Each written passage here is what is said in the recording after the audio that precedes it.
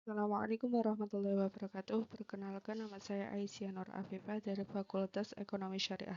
Pada hari ini saya akan menayangkan hasil PPT yang telah saya buat dengan tema konsep dasar dan pengukuran ekonomi makro guna memenuhi tugas mata kuliah ekonomi makro. Nah, langsung saja kita masuk pada materi pembahasan.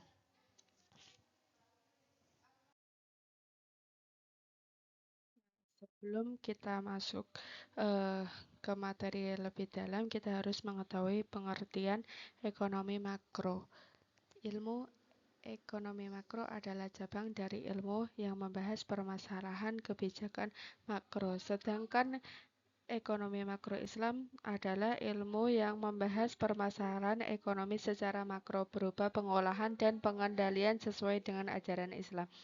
Nah, pada intinya, ilmu ekonomi makro adalah cabang ilmu yang membahas tentang keseluruhan mulai dari pembuatan, pengolahan, bahkan permasalahan yang akan dihadapinya. Namun, eh, kalau secara Islam itu bersumber dari ilmu Al-Quran dan sunnah-sunnah Nabi.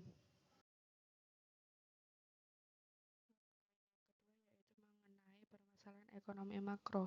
Setiap negara pasti menghadapi permasalahan ekonomi, apalagi pada negara berkembang, yang dihadapkan pada permasalahan ekonomi yang menyangkut persoalan kemiskinan. Nah, di dalam ekonomi makro sendiri terdapat 4 permasalahan. Eh, apa saja sih permasalahan itu? Yang pertama yaitu masalah inflasi.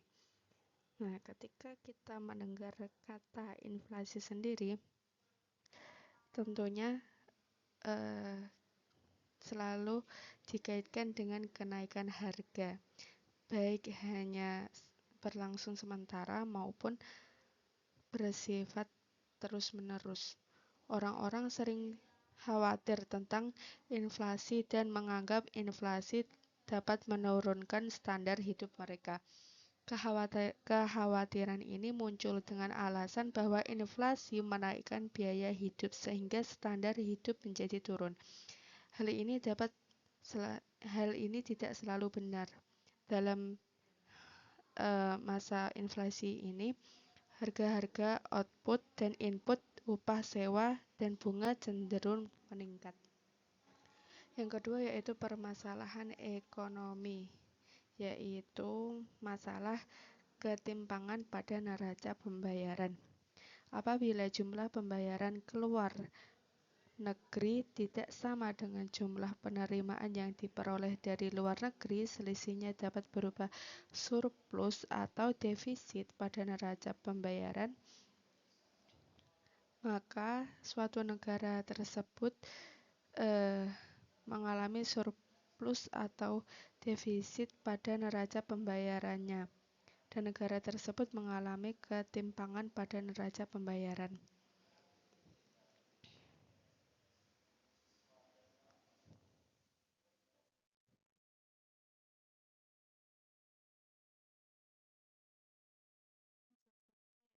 Masalah pengangguran.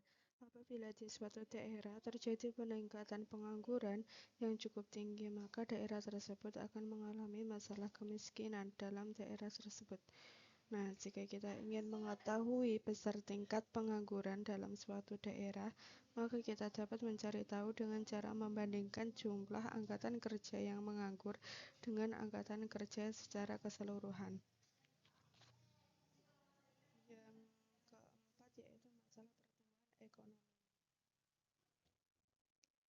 Pertumbuhan ekonomi terjadi apabila ada kenaikan output per kapita. Pertumbuhan ekonomi juga harus menggambarkan kenaikan taraf hidup diukur dengan output real perorangan.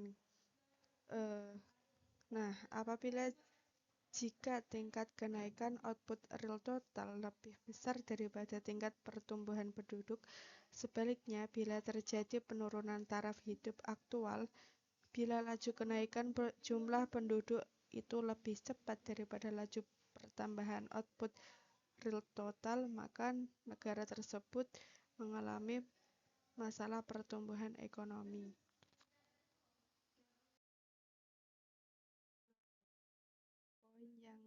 Poin pembahasan yang ketiga yaitu tentang kerangka analisa ekonomi makro. Ada dua aspek utama dari kerangka analisa ekonomi makro, yaitu yang pertama mengenai aspek apa yang disebut kegiatan ekonomi makro dan di mana kegiatan tersebut dilakukan. Aspek yang pertama ini berhubungan dengan pasar ekonomi makro, dan yang kedua yaitu aspek mengenai siapa pelaku-pelakunya. Aspek yang kedua ini berhubungan dengan pelaku-pelaku dalam ekonomi makro.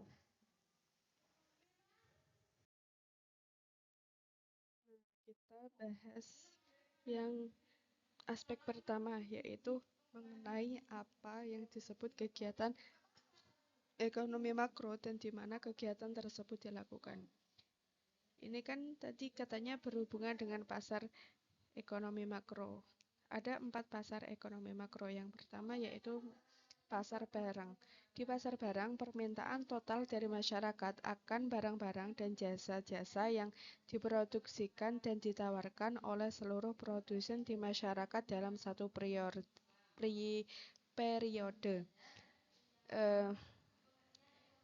Yang kedua yaitu pasar uang. Di pasar uang, permintaan kebutuhan masyarakat akan uang kartal dan giral bertemu dengan jumlah uang kartal dan giral yang beredar. Dan yang ketiga yaitu pasar tenaga kerja. Di pasar tenaga kerja, permintaan kebutuhan total akan tenaga kerja dari sektor dunia usaha dan pemerintah bertemu dengan jumlah angkutan yang tersedia pada waktu itu. Dan yang keempat yaitu pasar luar negeri. Permintaan dunia akan hasil-hasil ekspor kita bertemu dengan penawaran dari hasil-hasil tersebut yang bisa disediakan oleh eksportir kita.